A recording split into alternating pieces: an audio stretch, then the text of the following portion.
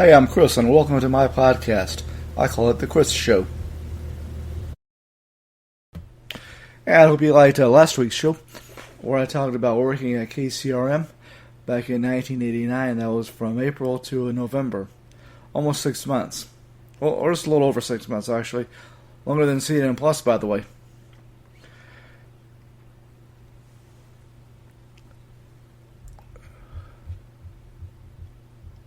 By the way, the picture, for those of you who saw it on my Facebook post, that was obviously taken in there in the control room. My mom took it of me. I think I was working the Sunday morning shift from 6 to noon. On that shift, we ran a bunch of Christian programming, like the Wonderful Words of Life, the Baptist Hour, the Methodist Hour, the Lutheran Hour, and we also carried the services from the Methodist Church in Cameron until I screwed it up. Until I screwed the hookup up. Did I say that? Looking back on it, I probably should have gone, tried to go over to find the church and tried to correct the problem. But that was actually a few weeks before we went off the air, but I'm not sure if that had anything to do with it. Anyway, last week's RL Athletes of the Week from the RL Athletics and More Facebook group were Gracie Doskasil and Breon Lewis. In baseball, the Cougars beat Bartlett at home last Friday. The softball team lost to Granger and then bounced back to wrap up the season with a 14-3 win on Tuesday. I don't have any information on their opponent. In other school news, Cameron Golf is heading to state.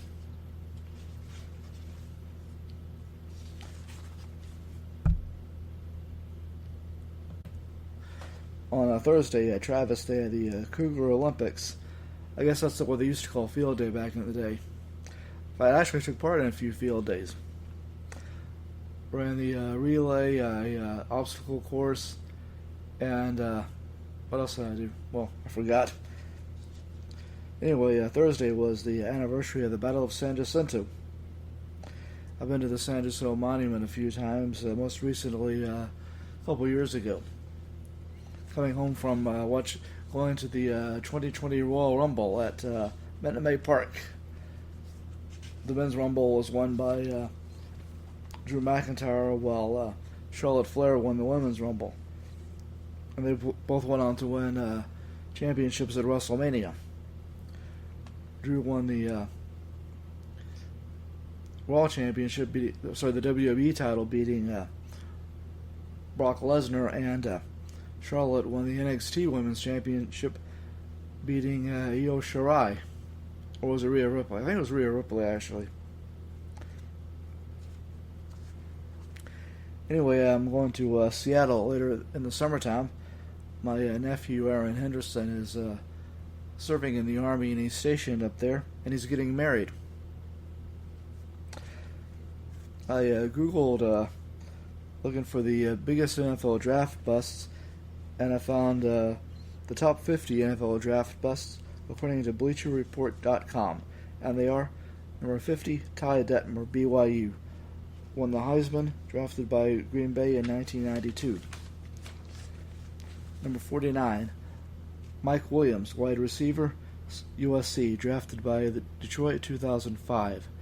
Number 48, Danny Werfel, quarterback, Florida, another Heisman winner, drafted by New Orleans in 1997. Number 47, Gino Torretta, quarterback, Miami, drafted by Minnesota in 1993, another Heisman winner. Another Heisman winner that was an NFL draft bust was number 40. Is listed here at number 46, and that's Eric Crouch, quarterback from Nebraska. He was taken by the Rams when they were still in St. Louis in 2002.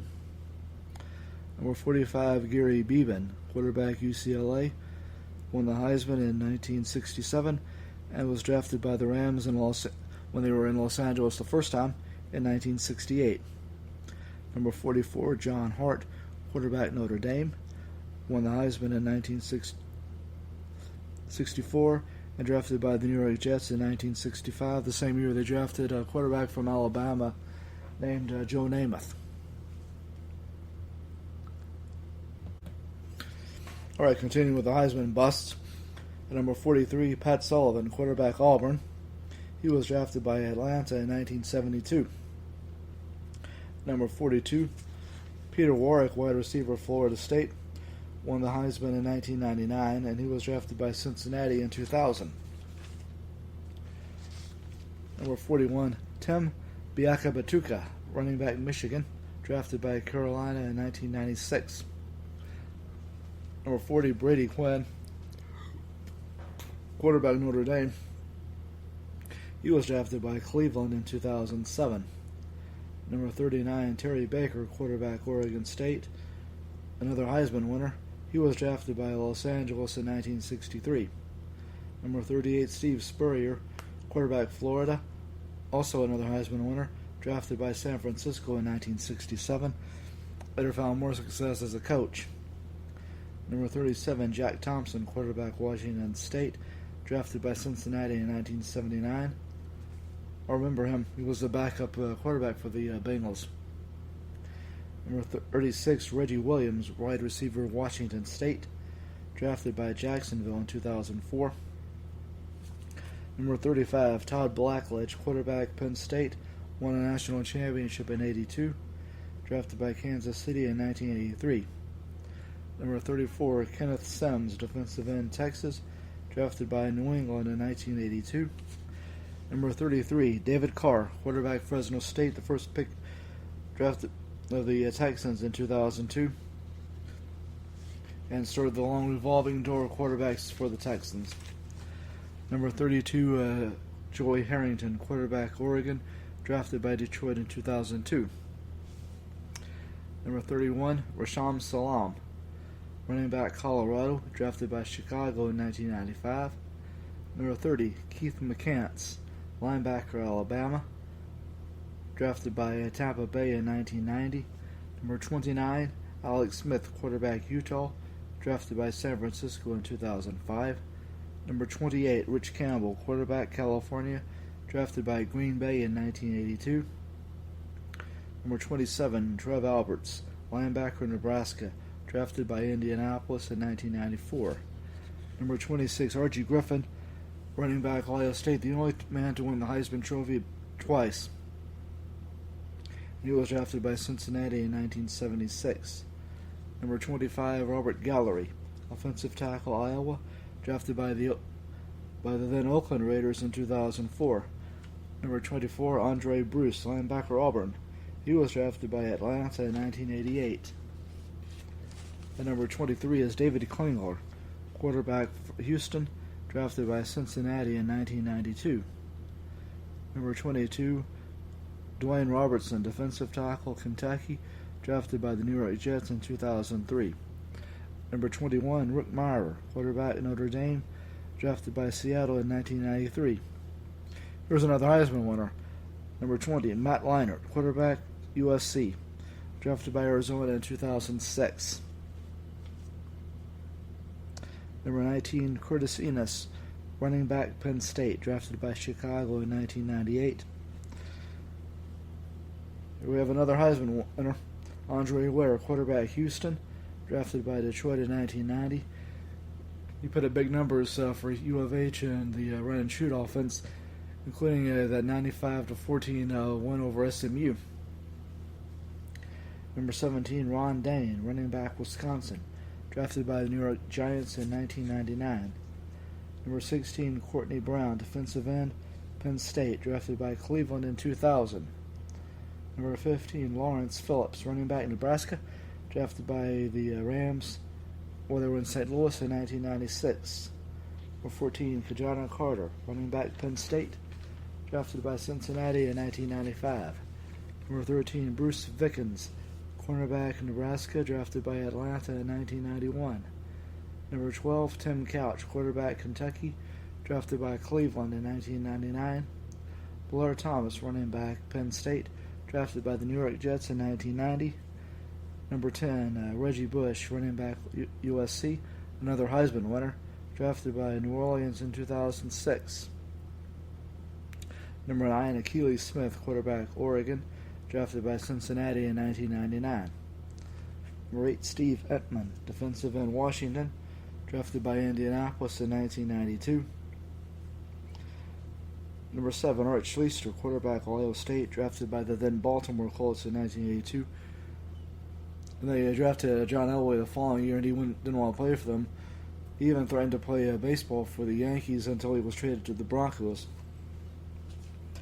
And then the following January of '84, the Colts took off for Indianapolis in the middle of the night.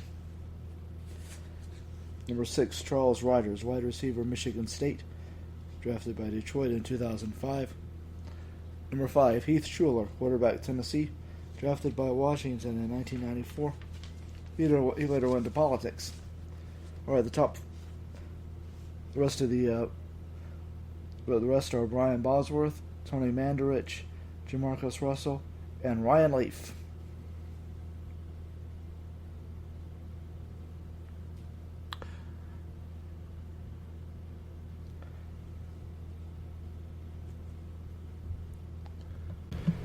Sorry.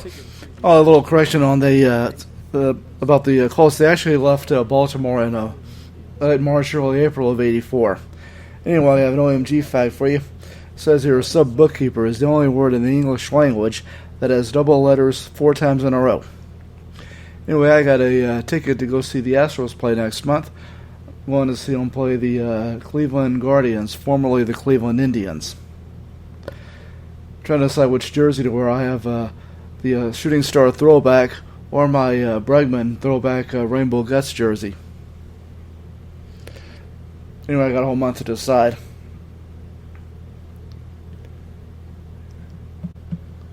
I remember back when I was 9, I went to a fireworks display in Houston, over in one of the shopping centers, over around Westheimer or Gassner, somewhere in that area.